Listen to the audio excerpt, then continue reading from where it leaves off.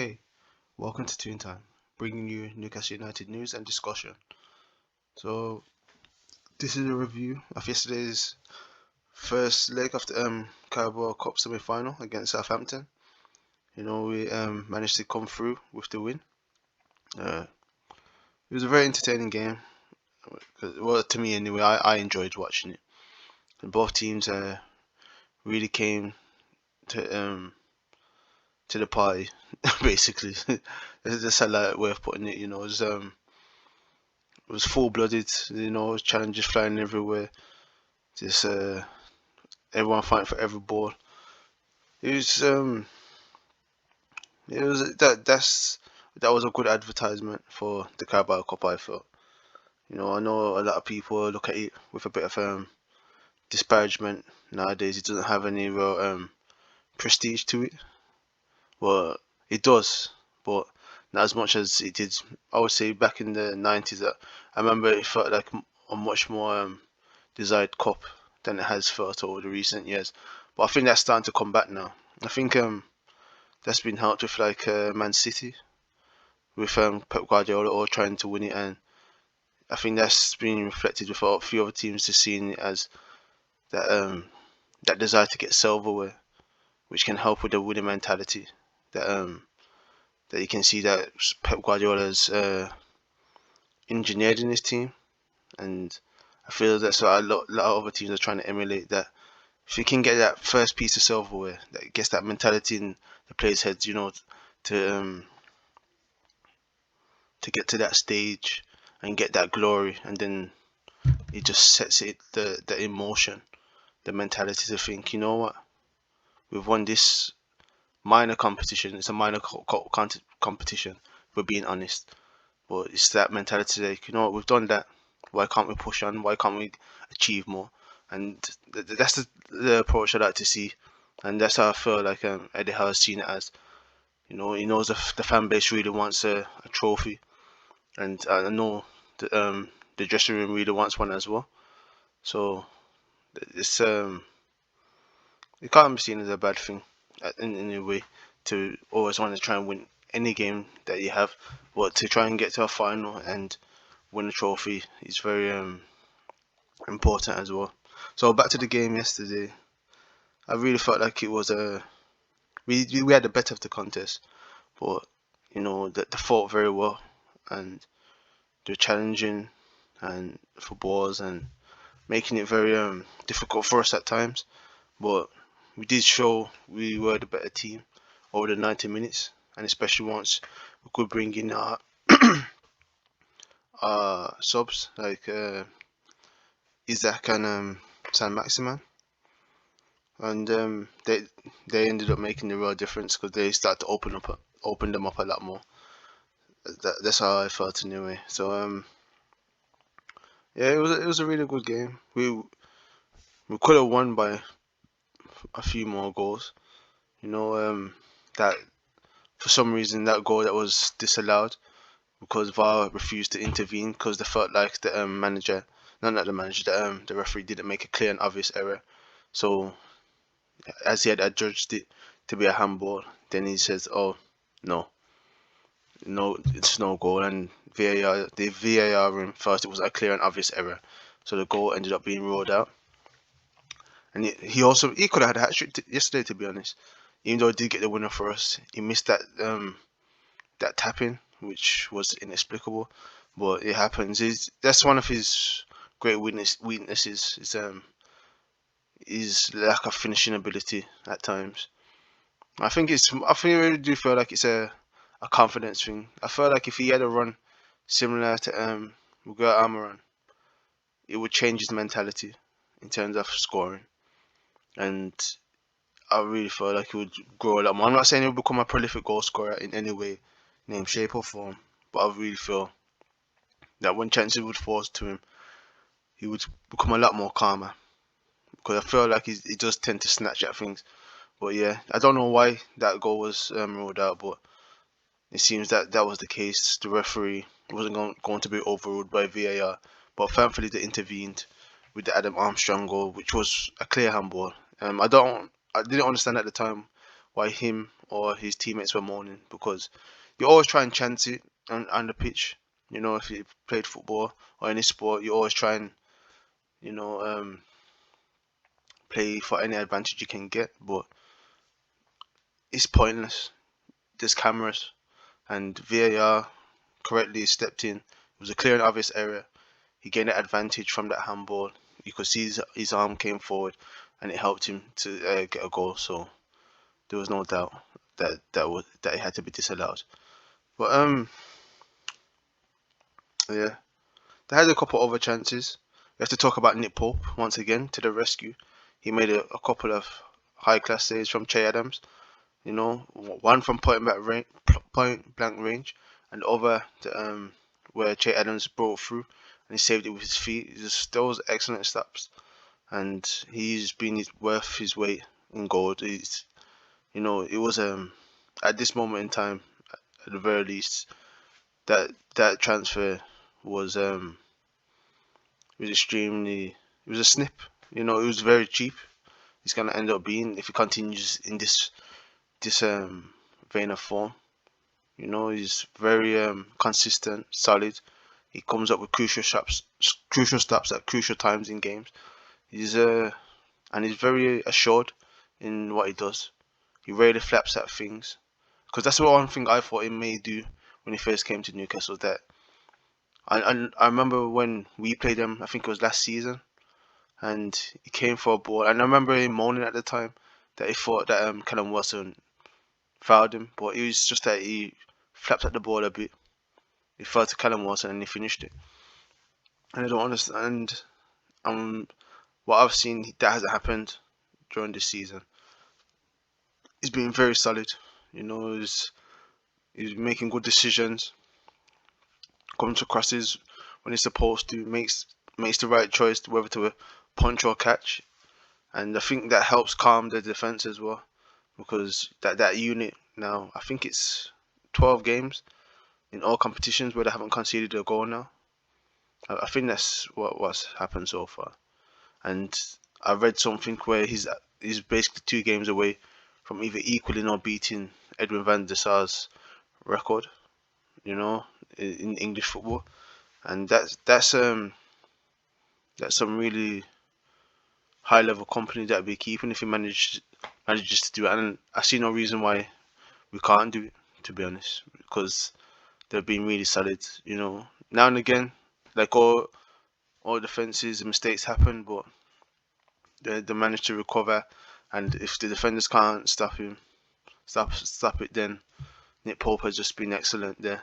You know, I've said it before, but he he. I did think when he first was bought, I didn't understand. I thought there was not much between him and Dubravka, but yeah, he's been a definite upgrade. It's undeniable. It's undeniable now. I think even Martin Dubravka would grudgingly accept that he's the better player at this moment in time. He won't stop trying to show that he can be on that level, you know, because he's a professional, and they they should always be trying to aspire to be the best they can be and improve in any areas of their game. But I just feel like Nick Pope has got so many different um, attributes that make him a much more well-rounded keeper than Dubravka at this moment in time. Yeah, so also yesterday the game, I felt like you could see there was a bit of raggedness in our play that you know, there was fatigue at times. Just sometimes passes were a bit. It's like it was pulling the passes a bit. Passes were a bit short or sloppy, or you know the way we recovered when we had to chase back, or even going forward. Things were just laboured at times. You know, the movement, the sharpness of it anyway. It just at times wasn't there, and it's once Sam Maximan and Isaac came on that they provided that spark.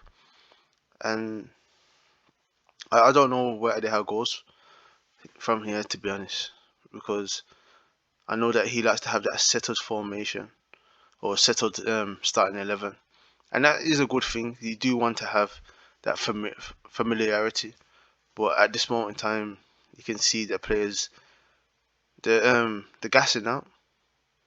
And if it's not a physical fatigue, it's a mental fatigue at times where they're just not making correct decisions, or the I've seen people talking about Newcastle 3 points to Wigan almost, that like we're starting to perfect shooting like we're playing rugby, and it does seem that a lot of the chances are getting wasted, and it doesn't make sense because we definitely should be finishing some of the chances that we're getting. Joe Linton's tapping was, I just didn't understand it.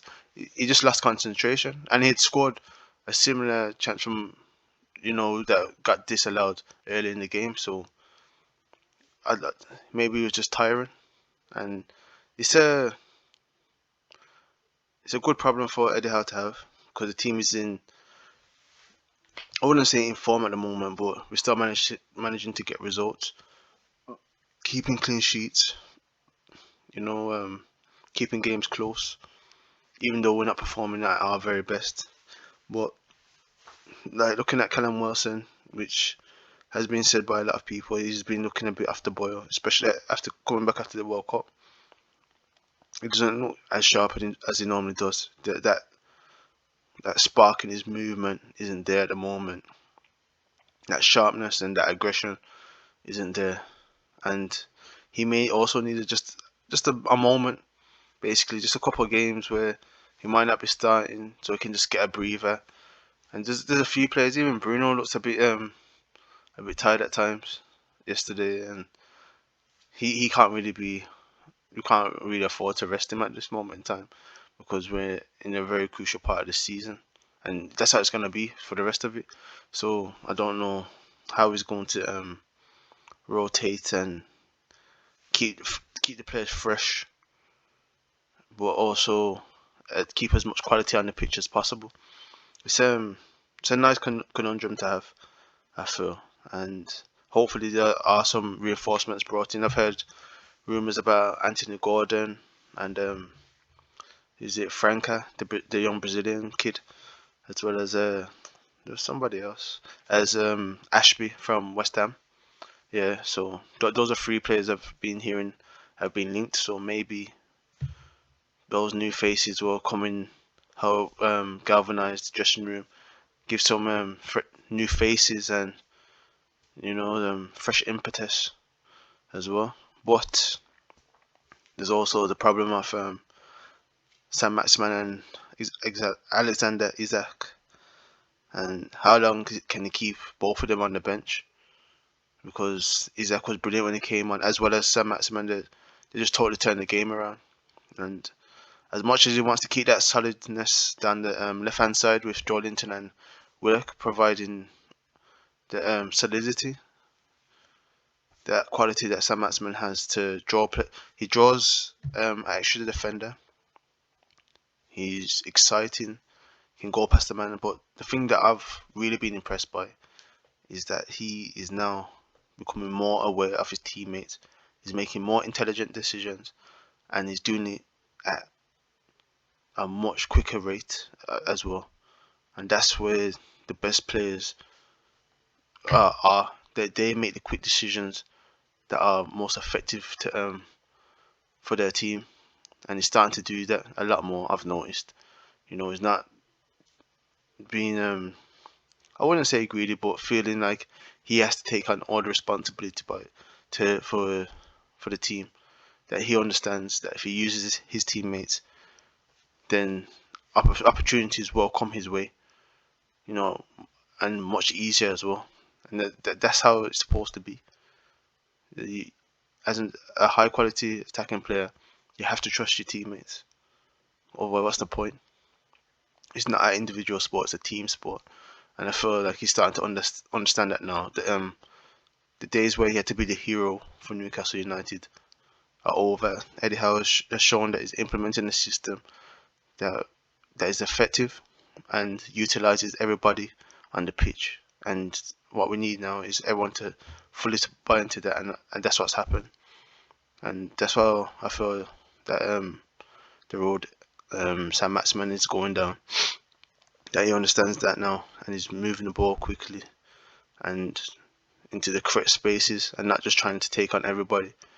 You know, there are times where that dribbling ability is necessary, but there are also times where a quick 1-2 moving into space would totally just decimate a defense, and that's what is gonna take his game to that next level. Because I think he's probably looked at Miguel Almiron and thought, "Wow, look at the seasons he has been having. I, I should be doing that." And he should be getting a similar rate of goals over a season.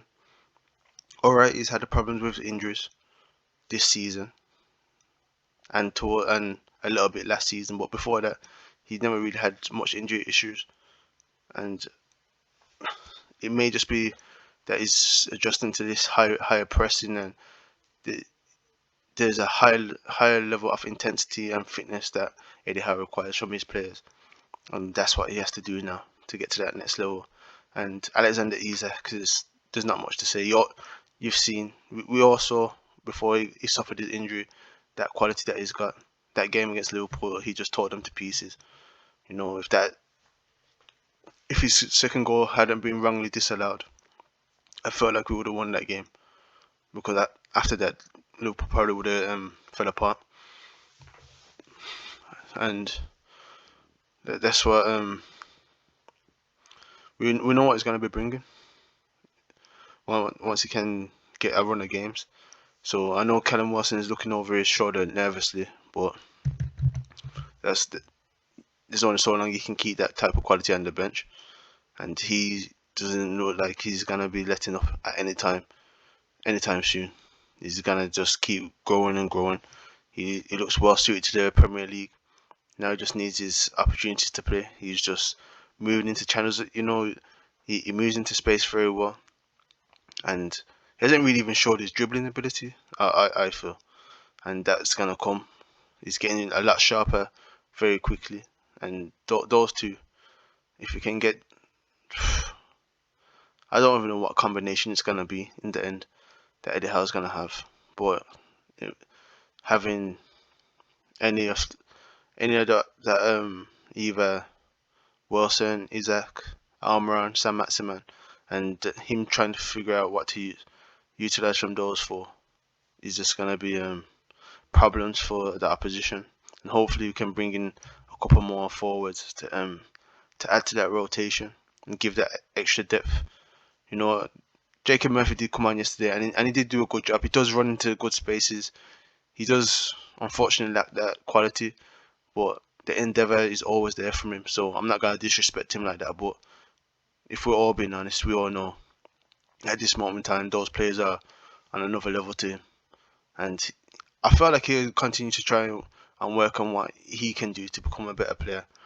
And I feel like Eddie Howe trusts him to continue to always put in the hard work, understand that he's part of the rotation, and he's most probably gonna be coming off the bench more times than not. And he just have to wait for his opportunities and try to do whatever he can to help the team. Yeah, so all in all, I do feel like we've got a very good chance of going to Wembley for the Carabao Cup final.